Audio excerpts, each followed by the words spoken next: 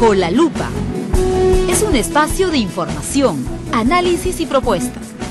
Contribuye al fortalecimiento de la democracia, la participación, la tolerancia y la construcción de un país para todos. Con Pedro Franque. Buenas amigas y amigos, en esta oportunidad vamos a entrevistar a Manuel Pulgar Vidal, experto de la Sociedad Peruana de Derecho Ambiental, sobre las últimas normas de adecuación al TLC que están concediendo importantes asuntos en el tema del patentamiento de la biodiversidad y los conocimientos tradicionales. Bienvenido, Manuel, gracias por venir. Gracias, Pedro. Hablemos primero por este tema del patentamiento de los genes.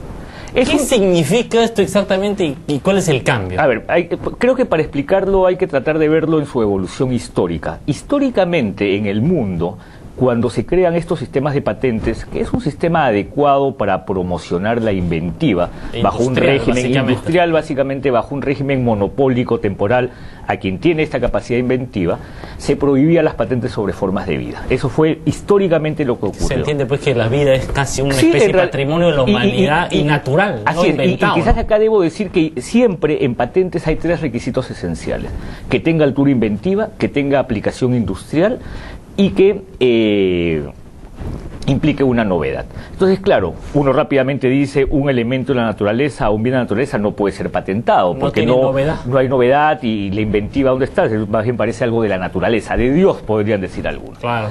Entonces se prohibió por muchos años.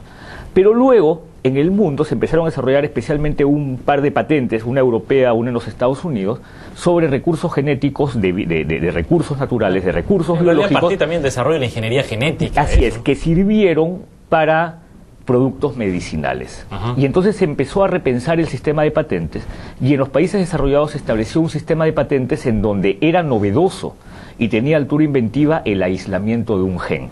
Ajá. Entonces, por eso, probablemente a muchos siempre les sonaba extraño ver que se había patentado la ayahuasca o la maca o el yacón. Y no es que se había patentado la especie, sino se había patentado el gen aislado, el componente activo aislado. Pero la comunidad andina, en su sistema de propiedad industrial, propiedad intelectual, siempre prohibió este sistema de patentamiento. Admitió el patentamiento de genes, ni de plantas, ni de especies vivas. Así es. Los expertos podrían decirte que eso no era correcto, porque en todo caso no tenía que ver exactamente con sistemas de patentamiento, pero en todo caso era un componente defensivo frente a una realidad que no podemos negar. Claro, los países desarrollados tienen la tecnología y tienen los recursos financieros, y nosotros tenemos la biodiversidad. Claro. Entonces, el aislamiento de un gen implicaba una rápida pérdida de nuestros recursos genéticos, de los propios recursos de nuestra diversidad biológica, y siempre estuvo prohibido. Aprovecha el que patenta. Que aprovecha el que patenta, típicamente, ¿no? el que tiene la capacidad de descubrir eso, que son los países desarrollados. Así es. Entonces ahora, con las nuevas modificatorias, se ha modificado para el Perú la decisión de la comunidad andina sobre propiedad intelectual, permitiendo que el aislamiento de genes... encima de una decisión de la comunidad andina. Sí, claro, y por eso Bolivia se opuso, y acuérdate que en la comunidad andina a Perú le han permitido esto porque Ecuador lo apoyó, pero solo es aplicable al Perú, ¿no? Ajá. Y por eso la noticia de hace unos Colombia, días... No, porque Colombia en todo caso todavía no tiene un acuerdo suscrito, claro, pero Perú lo necesitaba, podrían si cambiarlo, ¿no? Pero en todo caso para el Perú es aplicable, y lo que hemos establecido es que el aislamiento de un gen es patentable. Entonces nos hemos adecuado al sistema de patentes de los Estados Unidos. Diferente al de todos los países del tercer mundo, digamos, básicamente. Fundamentalmente, por lo menos a lo de los países andinos, diferente, en donde este aislamiento no se permite. Ya. Entonces eso respecto al tema de los recursos. Pues eso ya permite que toda nuestra diversidad biogenética sea patentada. El aislamiento del gen, patentamiento del gen, no en la planta estrictamente, pero es la forma. Y lo que señalan aquellos que se oponen a esta modificatoria, lo que establecen por otro lado es que ya esta modificatoria implica que estamos dando la base para que se permita también el ingreso de transgénicos. Ahora, el otro tema en realidad tiene que ver con este tema de los conocimientos tradicionales, porque en gran parte de esta biodiversidad, en realidad lo que hay es un conocimiento tradicional previo de los propios pueblos indígenas, del pueblo peruano, de cómo es que determinadas plantas se usan para fines, sobre todo medicinales, ¿no? En realidad, los otros dos temas, separémoslos en dos temas, es el acceso a los recursos genéticos y el acceso al conocimiento tradicional.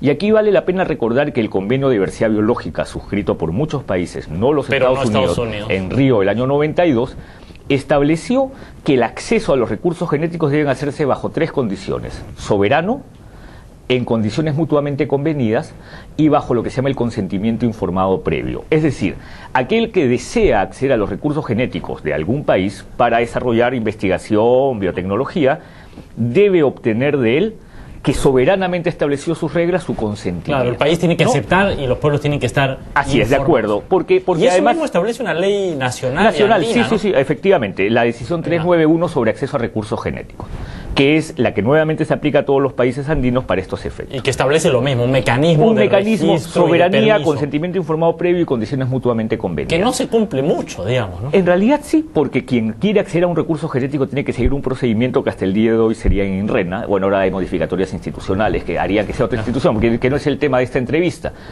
Pero recordemos que este convenio de diversidad biológica se suscribe porque lo que ocurría en el pasado es que bajo una lógica de los recursos genéticos como patrimonio común de la humanidad, entonces cualquiera accedía, pero no había una distribución de beneficios, porque ese es el segundo componente del convenio, que haya una distribución justa y equitativa de los beneficios y que se reconozca el componente intangible que es el conocimiento. Entonces, este es el marco.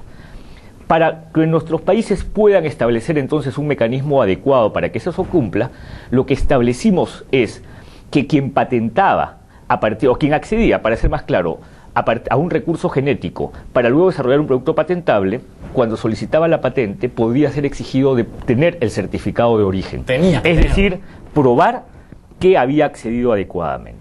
Y que se había cumplido el principio de soberanía. De soberanía, correcto, así es, ¿no? Y si no lo tenías, la patente era nula. Con la modificatoria actual, lo que se estableció ya no es una nulidad, sino una multa. Claro, con lo cual se pueden llevar el recurso sin probar que el acceso fue un acceso adecuado, ¿no? Y simplemente pagando una multa que puede ser pequeña. Y es bien interesante porque los puristas en el tema de patentes dicen que en realidad eso del certificado de origen era estar exigiendo un requisito que no era sustancial a una patente a estos tres que mencioné hace un momento. Claro, pero siempre he pensado que igual es importante porque finalmente constituye nuevamente un mecanismo defensivo. Y por eso entonces esto del certificado de origen es lo que los países en vías de desarrollo vienen impulsando en todos los foros internacionales. Y eso es lo que en la práctica hemos es renunciado flexibilizado en exceso. Digamos, y para hacerlo breve, para terminar un poco la idea, lo mismo es con el conocimiento tradicional, porque a diferencia de lo que se llama el certificado de origen, en el conocimiento tradicional, de acuerdo ya a una ley interna de protección de conocimientos tradicionales, lo que tú tenías que tener es el contrato de licencia, es decir, que habías accedido al conocimiento tradicional porque te lo habían autorizado. Y eso también se ha flexibilizado. Si no tenías el contrato de licencia, la patente podía ser nula. Ahora nuevamente ya no es nula, sino sometido a una multa. O sea que en esencia todo este paquete facilita el patentamiento de genes sin un reconocimiento adecuado expreso de estos principios y los pueblos indígenas y lo que es un retroceso, ¿no? O sea, desde nuestro particular punto de vista es un retroceso a todo lo que había avanzado en el país en estas materias. Muchísimas gracias, Manuel, creo que ha sido muy claro y en fin, ojalá que en el futuro el Perú pueda defender sus conocimientos tradicionales y su biodiversidad de una mejor manera. Muchas gracias. Muchas gracias a ti. Bajo la lupa. Visite nuestra página web www.bajolalupa.net. Cualquier información, comuníquese a prensa@bajolalupa.net.